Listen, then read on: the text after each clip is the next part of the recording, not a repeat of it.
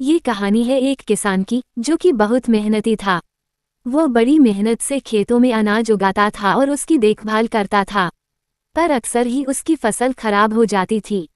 कभी सूखा पड़ जाता, कभी बाढ़ आ जाती या कभी तेज धूप और कभी आंधी।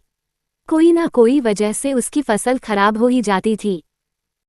एक दोनों के पेड़ के नीचे बैठकर अपनी बर्बाद हुई फसल को देख रहा था और तभी वह गुस्से में आसमान की तरफ देखकर भगवान से कहता है कि मालिक, आपको सब बहुत महान मानते हैं और सबसे ज्यादा ज्ञानी मानते हैं, कहते हैं कि आप सब जानते हैं, लेकिन मुझे ऐसा लगता है कि आपको कुछ भी नहीं पता। उद्धरण चिन्ह।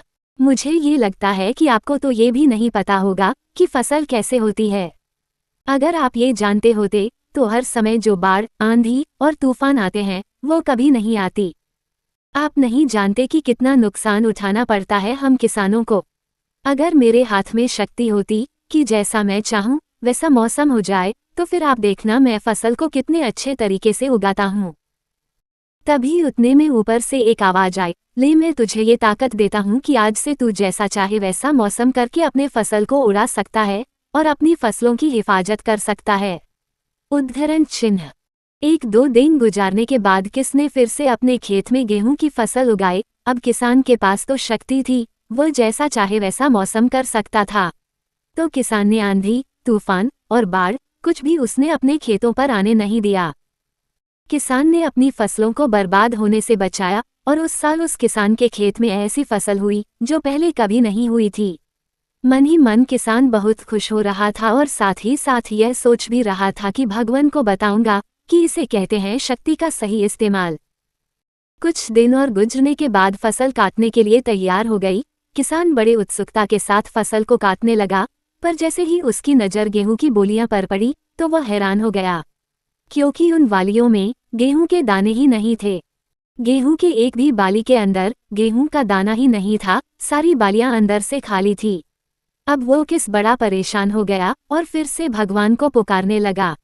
वह जोर जोर से चिल्लाकर यह कह रहा था, भगवान, शायद तूने मुझे कोई सजा दी है।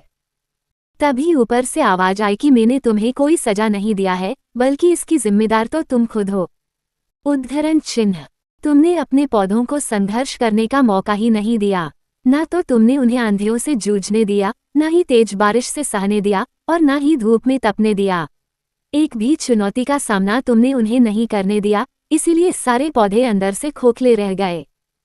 जब आंधी, तूफान, तेज बारिश और धूप पड़ती है तभी ये पौधे संघर्ष करते हैं और इसी संघर्ष से ताकत पैदा होती है, जिसमें पावर होता है, एनर्जी होती है और इसी संघर्ष से गेहूं का दाना बनता है।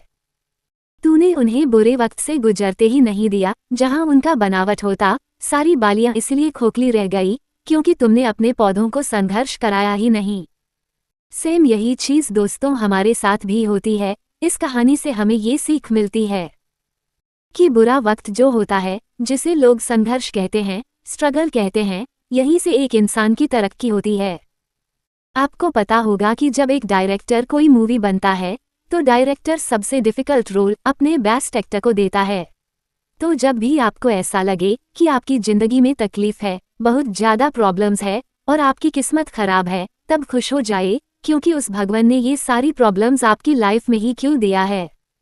क्योंकि उसे पता है कि आप इन सब को पार करके आगे निकल सकते हो। और ज़रा सोचकर तो देखिए कि अगर आपकी ज़िंदगी में कोई प्रॉब्लम ही ना हो, कोई संघर्ष ही ना हो, तब जिंदगी जीने में मज़ा ही नहीं आता है।